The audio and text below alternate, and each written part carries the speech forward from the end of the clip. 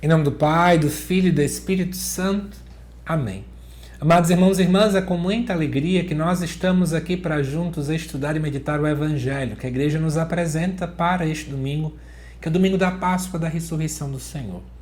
De antemão, uma feliz Páscoa para você e sua família, tá bom? Vamos juntos estudar e meditar o Evangelho, que se encontra lá em João capítulo 20, versículos de 1 a 9, que diz assim: No primeiro dia da semana, Maria Madalena foi ao túmulo de Jesus, bem de madrugada, quando ainda estava escuro, e viu que a pedra tinha sido retirada do túmulo. Então ela saiu correndo e foi encontrar Simão Pedro e outro discípulo, aquele que Jesus amava. E lhes disse: Tiraram o Senhor do túmulo, e não sabemos onde o colocaram. Saíram então Pedro e o outro discípulo e foram ao túmulo. Os dois corriam juntos. Mas o outro discípulo correu mais depressa que Pedro e chegou primeiro ao túmulo. Olhando para dentro, viu as faixas de linho no chão, mas não entrou. Chegou também Simão Pedro, que vinha correndo atrás, e entrou no túmulo. Viu as faixas de linho deitadas no chão, e o pano que tinha estado sobre a cabeça de Jesus, não posto com as faixas, mas enrolado num lugar à parte. Então entrou também o outro discípulo, que tinha chegado primeiro ao túmulo. Ele viu e acreditou.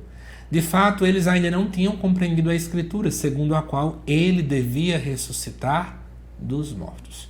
Estamos aqui diante de um relato muito importante, que é o relato do túmulo vazio. Ainda não temos aparições de Jesus, na verdade, mas estamos diante do nascimento da fé pascal. Se o túmulo está vazio, naturalmente, a gente agora começar a ver a crença na ressurreição mais latente no coração do povo. Então vamos meditar alguns pontos importantes aí. Primeira coisa é que no início já começa a falar no primeiro dia da semana.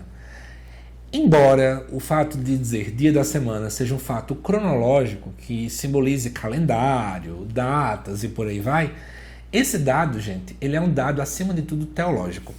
Porque no final das contas, nós estamos lembrando aqui do Gênesis. Lá no Gênesis também nós tínhamos uma nova criação. E lá também tinha primeiro dia, segundo dia e etc. E se você observar lá no Gênesis, o mundo foi criado no primeiro dia.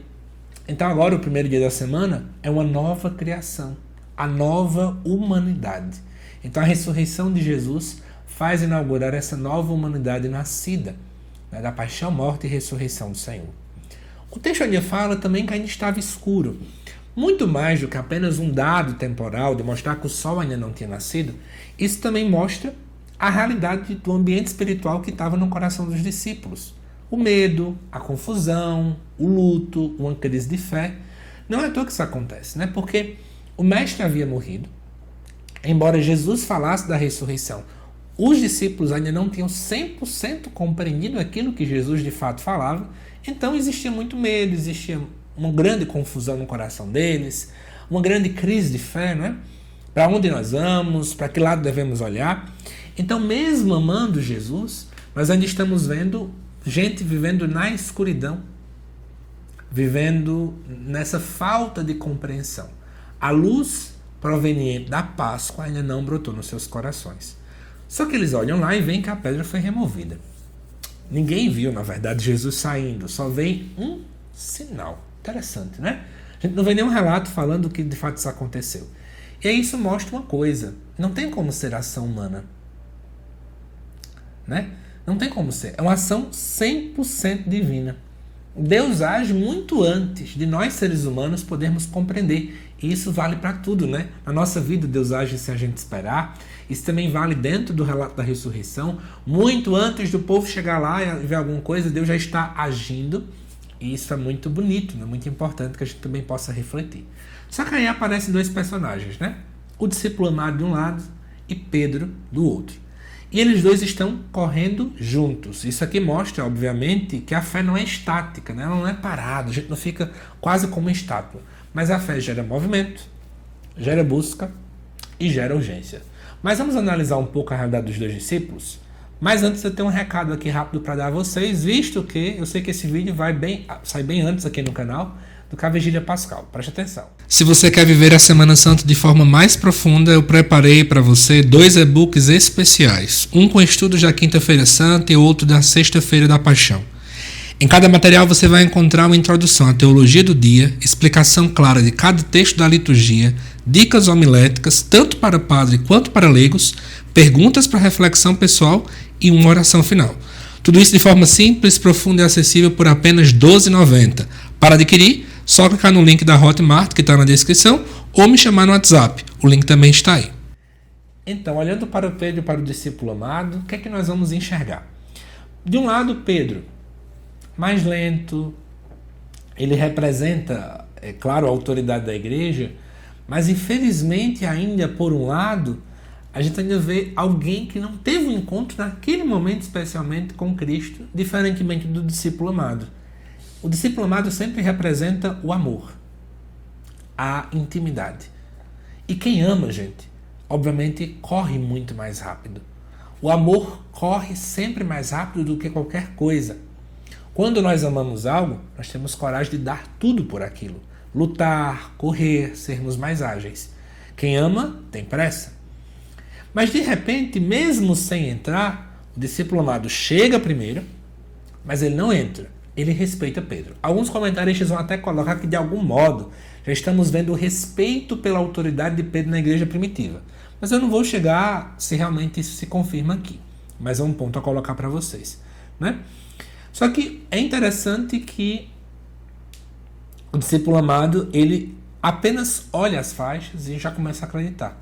De novo, quem ama consegue acreditar muito mais rápido. Detalhe importante, né? Já que as faixas estão no chão e o pano está dobrado, a gente vê que não é uma cena de roubo. O que é que as pessoas fazem quando roubam? Elas deixam tudo revirado ali.